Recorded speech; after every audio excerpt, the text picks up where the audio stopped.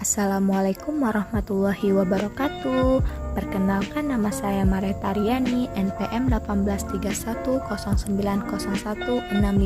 Saya dari kelas B Sosiologi Agama semester 6. Di sini saya akan men-share video pembelajaran berbasis PowerPoint tentang ragam gejala sosial. Dosen pengampu mata kuliah saya adalah Ibu Erin Nur Maulidia SSOS MPD. Beliau adalah salah satu dosen pengampu mata kuliah Sosiologi Pendidikan. Selamat menyaksikan. Jangan lupa like, comment, and subscribe. Baik, di sini saya akan menjelaskan tentang ragam gejala sosial. Sebelum kita masuk ke inti pembahasan tersebut, kita bahas dulu apa yang dimaksud dengan gejala sosial. Gejala sosial adalah peristiwa-peristiwa yang terjadi di antara dan oleh manusia, baik secara individu maupun secara kelompok. Gejala sosial dapat terjadi di mana saja, baik di wilayah perkotaan maupun di wilayah pedesaan. Namun sebenarnya, kalau di dalam wilayah perkotaan, profesi lebih beragam daripada di pedesaan. Masyarakat di perkotaan pun cenderung heterogen, berbeda dengan masyarakat di pedesaan yang homogen. Kita masuk ke inti ragam gejala sosial. Yang pertama yaitu dalam ruang lingkup ekonomi.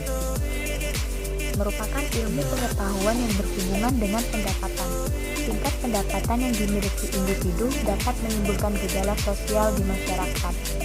Gejala sosial yang dilihat dari aspek ekonomi sangat berkaitan dengan perekonomian masyarakat. Dilihat dari segi ekonomi, gejala sosial yang terjadi di masyarakat dapat meliputi kemiskinan, pengangguran, dan masalah kependudukan lainnya. Selanjutnya, yang kedua yaitu dalam segi budaya.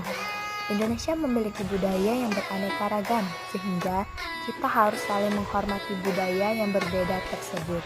Adanya perbedaan tersebut jangan dijadikan sebagai alat pemecah persatuan, melainkan kita harus bersyukur karena keanekaragaman tersebut dapat menambah kekhasan budaya Indonesia. Keanekaragaman budaya tidak hanya ada di Indonesia, tetapi setiap negara juga memiliki budaya dengan karakteristik yang berbeda-beda. Kita juga harus menghormati budaya asing. Keanekaragaman budaya di sekitar kita juga dapat menimbulkan gejala sosial. Misalnya, tindakan peniruan budaya asing yang negatif, kenakalan remaja, dan lain-lain sebagainya.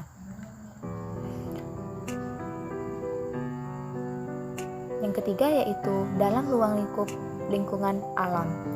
Karakteristik gejala sosial dalam bidang lingkungan alam menyangkut aspek kondisi kesehatan.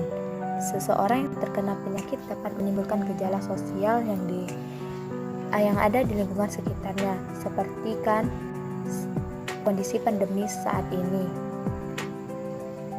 Contoh lain, kalau dalam gejala yang ditimbulkan seperti munculnya penyakit menular, pencemaran lingkungan, dan lain-lain sebagainya.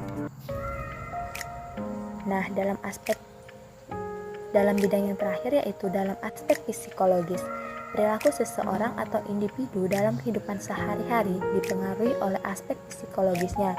Bila seseorang mengalami gangguan kejiwaan, ternyata dapat menimbulkan gejala sosial di masyarakat, misalnya disorganisasi jiwa, aliran ajaran sesat, dan lain-lain. Nah, sekarang kita masuk ke ragam gejala sosial yang ada di masyarakat. Apa saja? Sebenarnya banyak ragam gejala sosial yang ada di masyarakat. Namun, di pembahasan kali ini saya hanya membahas tentang perilaku menyimpang saja. Nah, pengertian perilaku menyimpang. Perilaku menyimpang adalah setiap perilaku yang tidak sesuai dengan norma-norma dalam masyarakat. Sedangkan pelaku yang melakukan penyimpangan itu disebut deviant.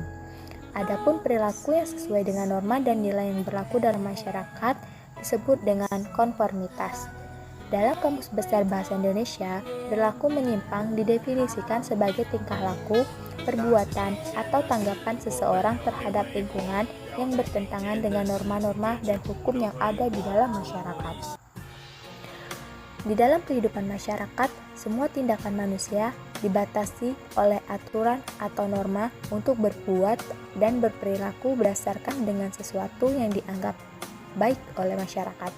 Namun demikian, di tengah kehidupan masyarakat, kadang-kadang masih kita jumpai tindakan-tindakan yang tidak berdasarkan dengan aturan atau norma yang berlanjut pada masyarakat.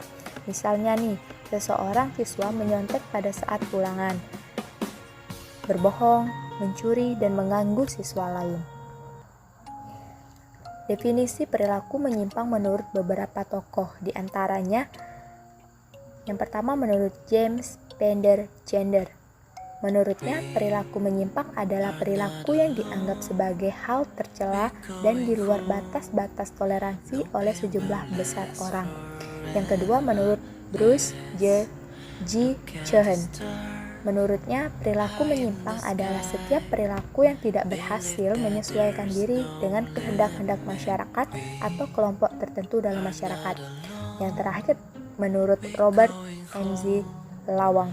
Menurutnya, perilaku menyimpang adalah sebuah tindakan yang menyimpang dari norma-norma yang berlaku dalam suatu sistem sosial dan menimbulkan usaha dari mereka yang berwenang dalam sistem itu. Penggolongan perilaku menyimpang. Ada 3 penggolongan perilaku menyimpang, di antaranya yang pertama yaitu tindakan non-conform, yaitu tindakan yang tidak berdasarkan dengan nilai-nilai atau norma-norma yang berkelanjut. Contohnya, mengenakan sandal jepit ke sekolah, meninggalkan jam-jam pelajaran, merokok di area lapangan merokok, membuang sampah bukan pada tempatnya. Yang kedua yaitu tindakan antisosial, yaitu tindakan yang melawan budaya masyarakat atau kepentingan umum. Bentuk tindakan itu antara lain menarik diri dari pergaulan, tidak mau berteman, harapan untuk bunuh diri, minum minuman keras, menggunakan narkotika, homoseksual, dan lain-lain. Yang selanjutnya yaitu tindakan kriminal, yaitu tindakan yang nyata telah melanggar hukum tertulis dan mengancam jiwa atau keselamatan orang lain, misalnya pencurian, perampokan, pemerkosaan, pembunuhan, korupsi, dan lain-lain. Penggolongan perilaku menyimpang ketiga tersebut sering terjadi dan sering kita lihat di dalam lingkungan masyarakat kita saat ini. Selanjutnya yaitu dampak penyimpangan sosial. Setelah dilakukan perilaku menyimpang akan berdampak pada pelaku penyimpangan dan juga bisa berdampak pada masyarakat di sekitarnya. Berikut dampak dari penyimpangan sosial. Yang pertama itu dampak terhadap diri sendiri. Di antaranya bisa dikucilkan masyarakat atau mencelakakan dirinya sendiri. Selanjutnya, terganggunya perkembangan jiwa dapat menghancurkan masa depan dan dapat menjauhkan diri pada Tuhan. Yang kedua, dampak terhadap masyarakat. Terganggunya keseimbangan sosial, pudarnya nilai dan norma, merusak unsur-unsur budaya dan kriminalitas. Dampak positifnya yaitu menumbuhkan kesatuan masyarakat, memperkokoh nilai-nilai dan norma dalam masyarakat, memperjelas batas moral, mendorong terjadinya perubahan sosial. Selain dampak, ada juga faktor penyebab perilaku menyimpang. Yang pertama yaitu proses sosialisasi yang tidak sempurna. Proses sosialisasi yang tidak sempurna ini terjadi karena ketidaksanggupan menyerap nilai dan norma yang berlaku di masyarakat ke dalam kepribadiannya. Seseorang individu tidak mampu membedakan perilaku yang pantas dan yang tidak pantas. Hal ini terjadi karena seseorang menjalani proses sosialisasi yang tidak sempurna, di mana agen-agen sosialisasi tidak mampu menjalankan peran dan fungsinya dengan baik. Contohnya nih, seperti seseorang yang berasal dari keluarga broken home dan keluarga orang tua yang tidak dapat mendidik anaknya secara sempurna, sehingga ia tidak mengetahui hak-hak dan kewajibannya sebagai anggota keluarga maupun sebagai anggota masyarakat. Perilaku yang terlihat dari anak tersebut misalnya tidak mengenal disiplin, sopan santun, ketaatan, dan lain-lain sebagainya. Yang kedua yaitu proses sosialisasi subkebudayaan menyimpang.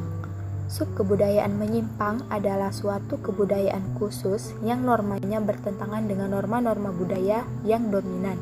Unsur budaya menyimpang meliputi perilaku dan nilai-nilai yang dimiliki oleh anggota-anggota kelompok yang bertentangan dengan tata tertib masyarakat. Contohnya, kelompok menyimpang diantaranya kelompok penjudi, pemakai narkoba, geng penjahat, geng motor, dan lain-lain. Yang ketiga yaitu penyimpangan sebagai hasil proses belajar yang menyimpang. Proses belajar ini melalui interaksi sosial dengan orang lain, khususnya dengan orang-orang berperilaku menyimpang yang sudah berpengalaman.